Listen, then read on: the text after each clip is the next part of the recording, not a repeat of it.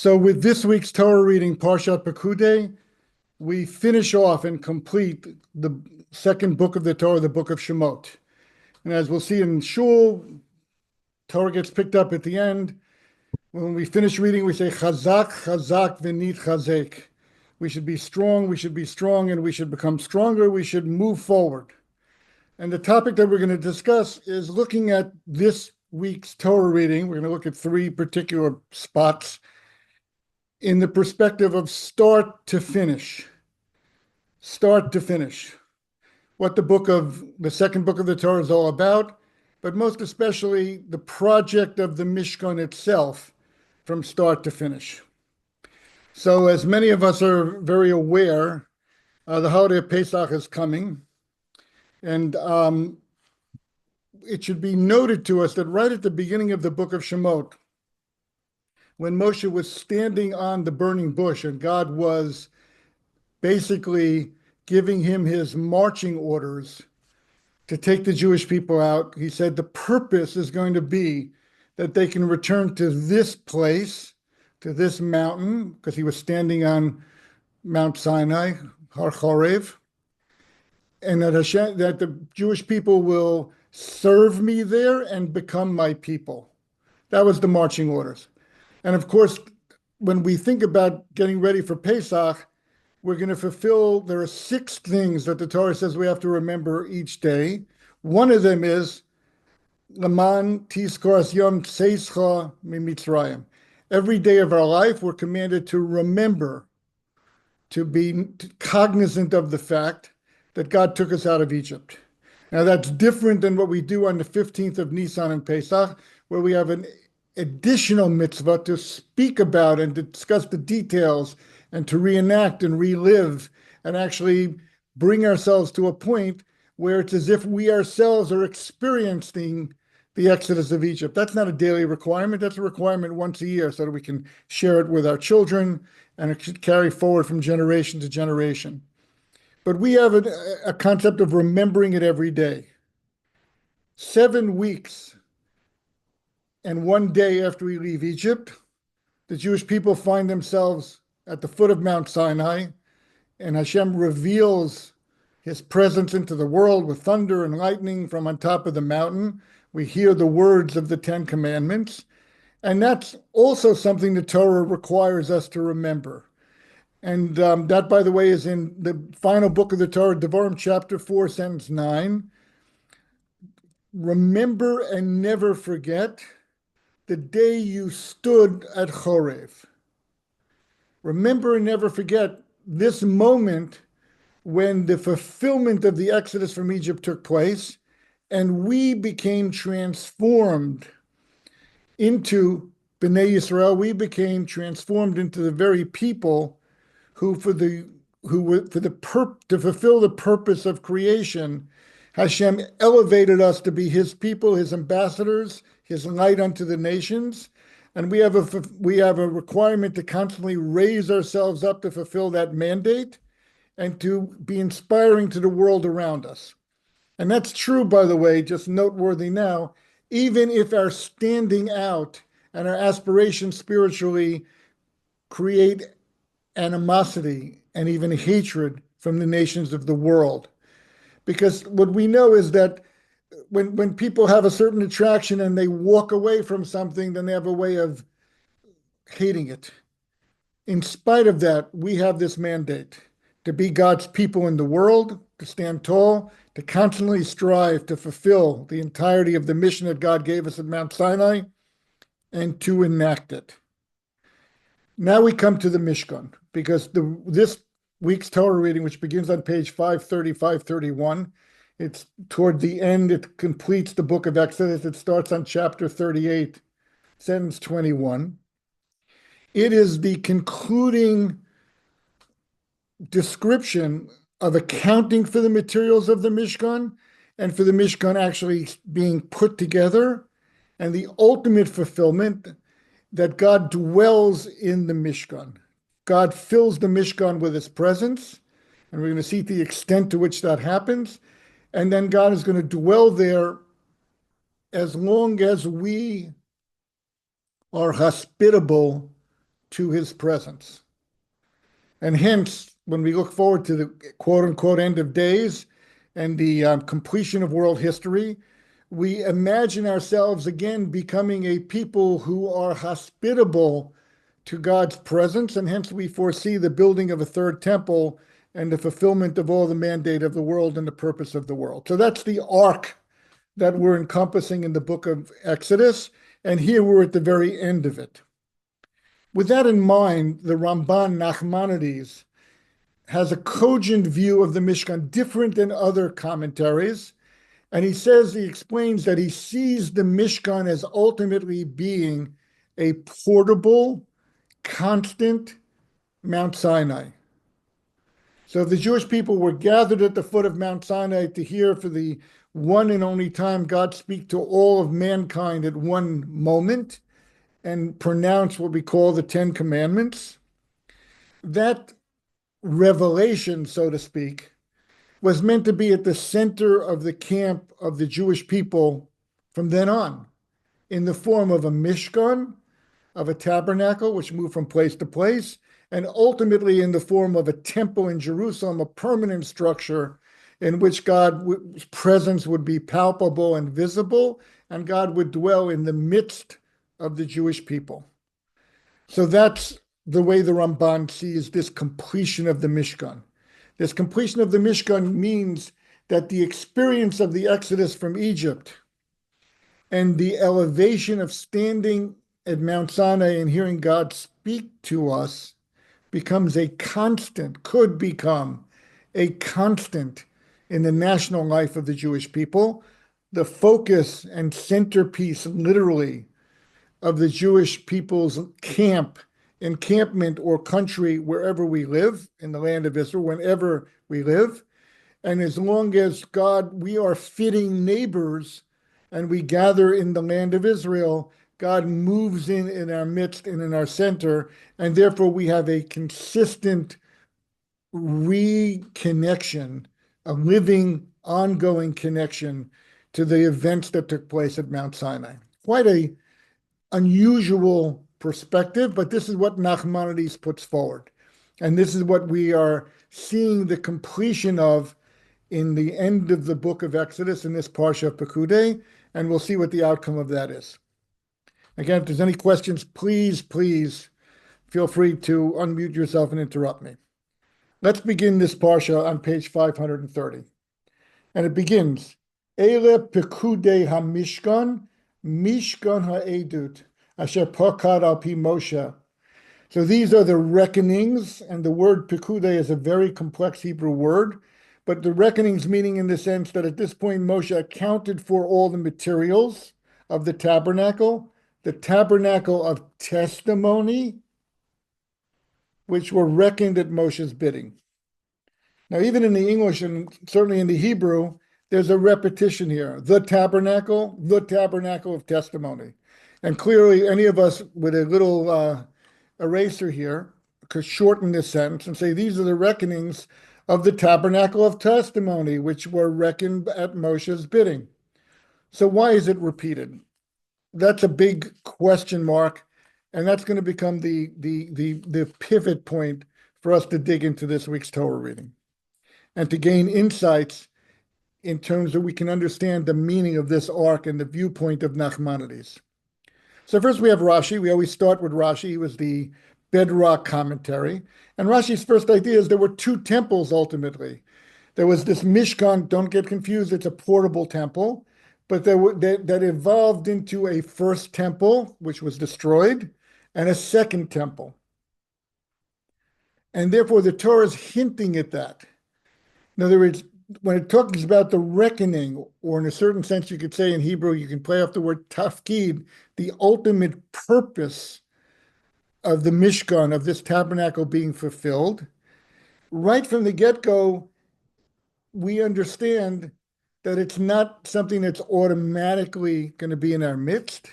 And when we forfeit the extreme close connection to God through our behavior, for our choices, when we don't rise up to the acceptable level of seeking God's presence in our midst, then and the way it's described by in the Talmud is God's presence leaves the temple and it just becomes a building like any other building with all the vulnerabilities of any other building, and anyone can come along and knock it down because they're no longer knocking down God's presence. They're just knocking down an empty building that had been forsaken. And that's what Rashi sees in this repetition of the word. Not the simplest of explanations, but it has a lot of cogence to it. Noteworthy, and this is a historic aside, when you look at the description and you see pictures and drawings of what the Mishkan looked like, the Mishkan is a not impressive, portable, covered structure that was meant to be assembled and taken apart. Indeed, when it was dedicated, Moshe put it together and took it apart each and every day for 7 days straight. And then on the eighth day, it became consecrated. We'll learn about that in the next book of the Torah. But it's covered in skins, it's colorful. I'm not saying it's not exciting to be around, but it has nothing like the presence and the grandeur that King Solomon began when he built the first temple. And he had tens of thousands of workers. He had materials being brought in from the cedars of Lebanon, copper coming in from Jordan, and a professor at San Diego State did some groundbreaking research to collect copper from the copper mines in Jordan across the river and match it up as the actual source of copper fragments that are found on the Temple Mount to this day to verify that aspect. But it was a ginormous undertaking done at the pinnacle of the kingdom of the Jewish people by the wisest of all kings. And yet it was destroyed by the Babylonians. Next, exile, come back. Ezra's time, they built a very simple temple. Permanent structure, but very simple. Initially, the menorah itself was made out of wood because they didn't have gold to make it out of. At the very end, it gets built up into this magnificent, ginormous temple in the hands of Herod, to the extent that the rabbis of the Talmud, who have a very difficult time about Herod's brutality to the Jewish people. However, they say if you didn't see the temple in its full physical glory, the way Herod expanded it and built it with the beauty and the especially cut stones, you never saw a structure in your life. It too was destroyed by the Romans. That's the exile we're in right now. So what's remarkable here is to give some consideration to the fact that this Mishkan that is erected by Moshe and the Jewish people, by them collectively giving themselves over to gather the materials, contribute everything that's necessary to become skilled craftsmen, even though they for generations have been simple slaves, to put their minds and hearts behind building a fitting, portable home for God to dwell with us throughout of our wanderings. And then for the first, 400 years that after the Jewish people enter the land of Israel, I don't know the exact number, but it's something like that. And we know from the Talmudic sources, the Mishkan itself was never destroyed. Once Solomon built the permanent temple, it was hidden away. Its implements were never destroyed. They had an eternity. They were eternal. How could that be? So the Seforno points out, and he says he's also playing off of the idea of Mishkan, HaMishkan, Mishkan HaEdut on page 530, 531, the double use of the tabernacle. And he says something magnificent that we'll see echoed elsewhere in this week's Torah reading. He says, in terms of physical grandeur and physical beauty, it didn't last, and it came to a point where it was destroyed. And as we said, God's presence forsook it, and it was destroyed. But this Mishkan, which was created by the Jewish people here under Moshe's direction, had a certain quality of purity. That's the way the Seforno puts it, that it could never be destroyed. And even though it fell into the hands of the Plishtim, if you know your prophets well, and they took it, it was returned intact. The Aron was captured, brought back. You go to the city of Shiloh in Israel today, you'll see exactly where the Mishkan sat for a couple of hundred years in the same condition it was when it was in the wilderness. It had a spiritual quality of purity and sincerity that far surpassed the Temple of Solomon, that far surpassed the grandeur of the temple that Herod added to and made magnificent 110 years before it was ultimately destroyed by the Romans. And here the Seforno points out that this idea of double words of Mishkan, HaMishkan, Mishkan HaEdut, says we should understand that looking at this structure belies the spiritual function and nature and value that it has. And hence we should understand that as simple seemingly that this portable tabernacle was, this tabernacle had a dimension of reflecting the unified devotion of the Jewish people to build it, to complete it, and to rejoice over God living in their midst, which they played out over 40 years in the wilderness. And then through a few hundred years after moving into the land of Israel while it was being conquered and with all of its ups and downs, they still had this center, spiritual center of the people. They could still palpably identify God's presence being there.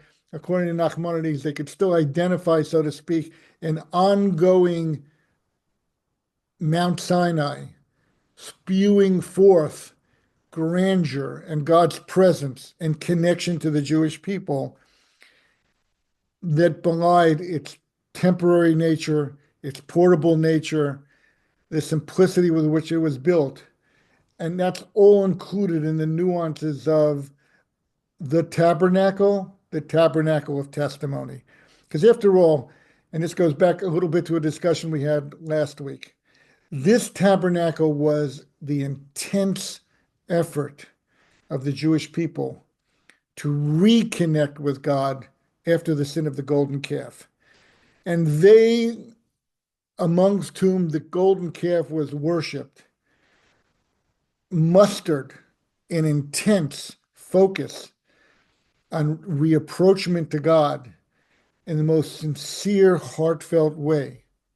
So the very people amongst whom the golden calf was worshipped, and again, the people who actually worshipped it were killed at that time, but the people who felt complicit and responsible, and certainly Aaron himself, the brother of Moshe the Kohen Gadol, who ends up being the first minister within this Mishkan, felt a tremendous sense of reconnecting with Hashem.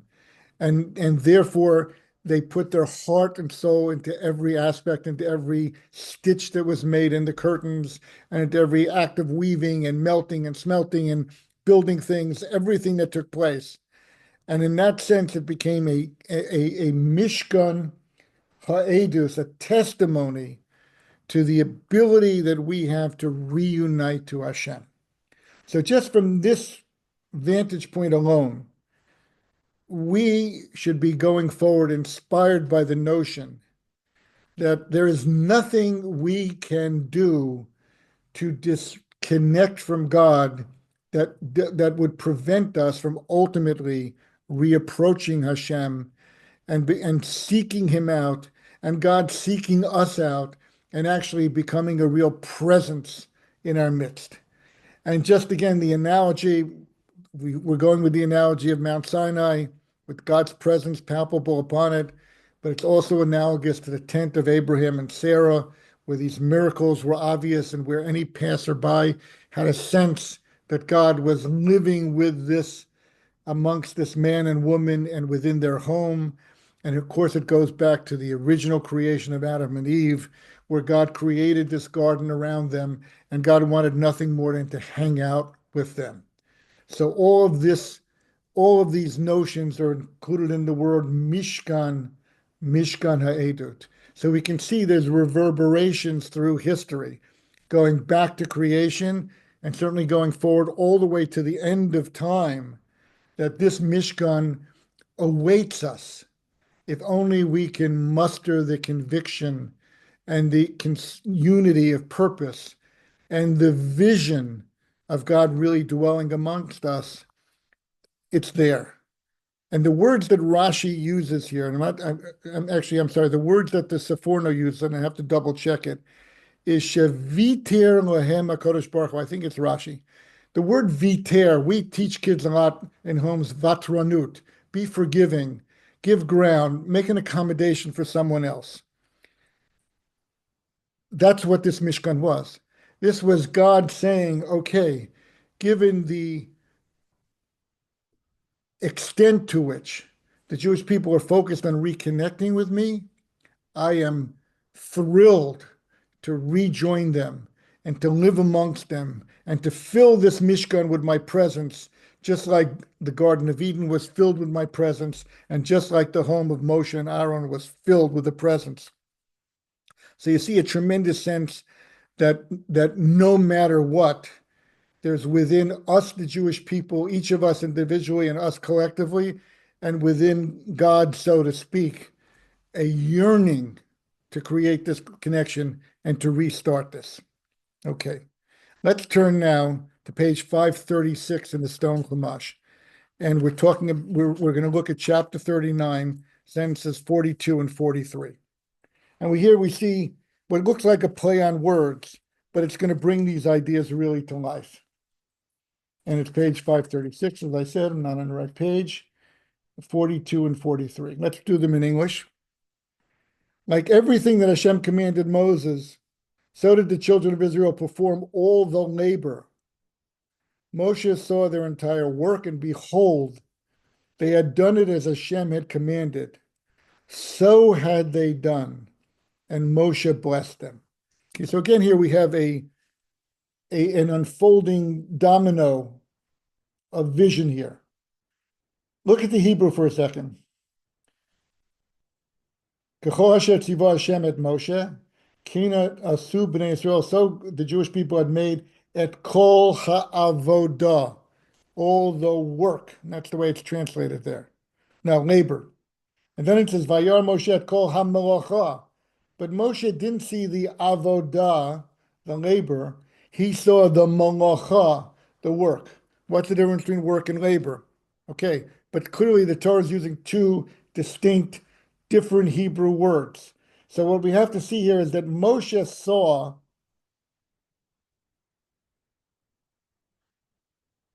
two things. He saw the avodah and he saw the melacha. There are various approaches, one of which is put forward by the Chassam Sofer, says the following. The word avodah, and we know from the beginning of Pirkei Avot, right? Mishnah 2. The world stands on three things: Torah, avodah, gemilut chasadim. So what does the word avodah mean? And there really are different approaches in these sentences, but this approach is the one we're going to highlight from the Chassam Sofer.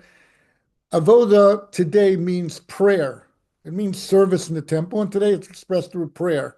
What does avodah mean? The Talmud tells us avodah means avodah shebelev. It's what takes inside of a person. It's invisible. It can't be seen. So when it says originally that everything that Hashem commanded Moshe, so did the children of Israel perform all this avodah, what it's really saying, according to the Chassam Sofer, different than Rashi and other commentaries, is that the purity of motive, and this is where this idea of start to finish, no one was going to say, oh, you see that curtain over there? I wove it. You see the intricacy of this aspect of the altar? I'm the silversmith. I'm the goldsmith who melted that down. No one felt personal, independent pride. Everyone felt we came with sincerity. And what did Moshe see because of that in sentence 43? Fire Moshe et kol ha-melacha. He saw, and melacha means the artisanship, the achievement, the outcome of all that sincerity. And when Moshe beheld it, Moshe couldn't see the sincerity because that's within the hearts of the people. But when he saw the totality and he saw that this was poised to receive Hashem's presence, then Moshe could understand that the sincerity that went before from the very beginning, well, it could only reach this stage of beauty, completion, and readiness for Hashem to come into it only because of the deep sincerity and conviction of the people. And that's when it says, Vayivorech otam Moshe, and Moshe blessed them. Moshe blessed the people, not good job. It's all done. All the pieces fit together. It's the right height. It's the right shape. It looks the way we're supposed to. No.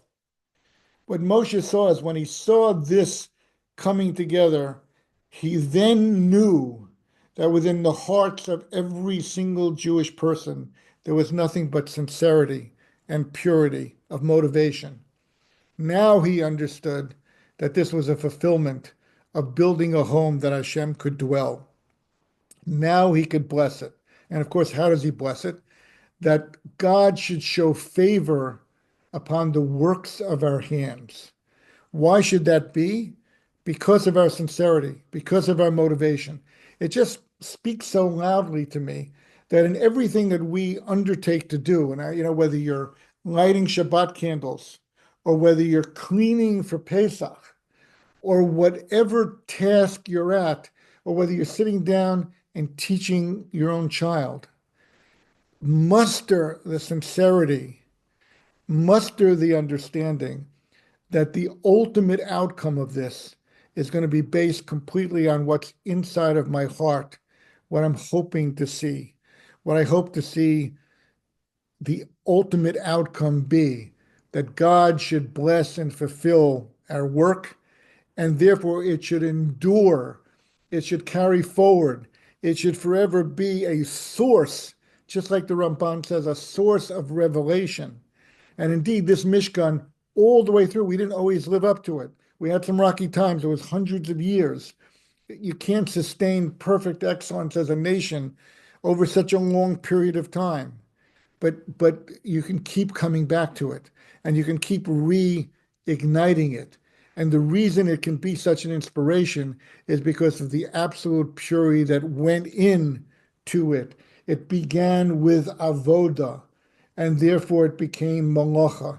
It began with sincere devotion within the hearts of the people, and that's what blossoms into a work of art, you could say, in a spiritual sense, and that's what creates a Mishkan that can never be destroyed. And hence we turn now to page 540, towards the end of the book of Shemot, and toward the end of the Parsha. And what do we see in sentence 34 on page 540, 541? The cloud covered the tent of meeting, and the glory of Hashem filled the tabernacle. Moshe could not enter the tent of meeting, for the cloud rested upon it, and the glory of Hashem filled the tabernacle. So to the ears of the Ramban Nachmanides, who sees this as he sees this as a perfect echo of the revelation at Sinai. Jewish people remain at the bottom. Moshe, when I instruct you, you will go up. Eventually, Moshe is instructed, as we begin the book of Leviticus. God calls Moshe and says, come into the tent of meeting.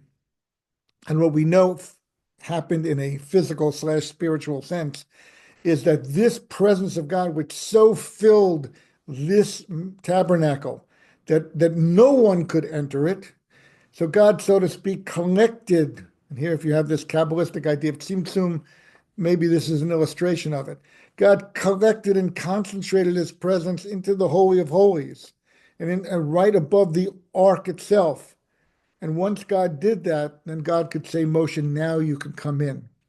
Just like when Moshe was ready to go up Mount Sinai, Moshe stood at the bottom, and God kept saying, make sure the people don't come up. Warn them again, warn them again. Okay, now that the boundaries are clearly set up, Now you climb up the mountain and stand here while I speak to the Jewish people. Same story here. Just like Mount Sinai, it became so sanctified and so intensely inhabited with Hashem's presence. So even in spite of the disruption of the sin of the golden calf, in spite of the fact that the people surrounding this tabernacle were the same people who stood by when the golden calf was worshipped. Doesn't matter.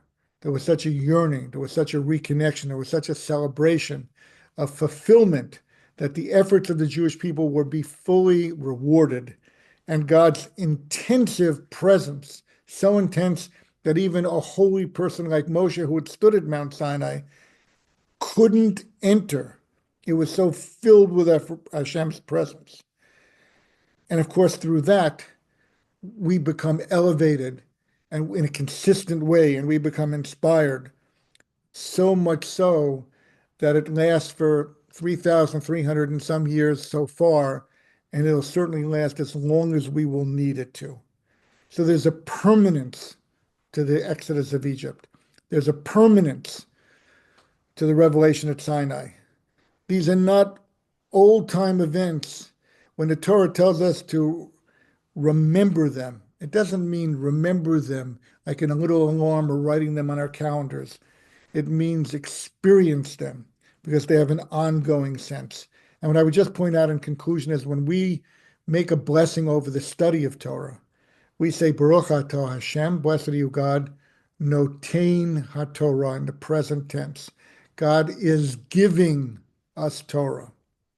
So that when little children sit down and they struggle to learn the alphabet, and when teachers struggle to explain a difficult passage in the Talmud, or when we sit down and want to understand a lesson from the Torah, and we have to think 2 or 3 times to understand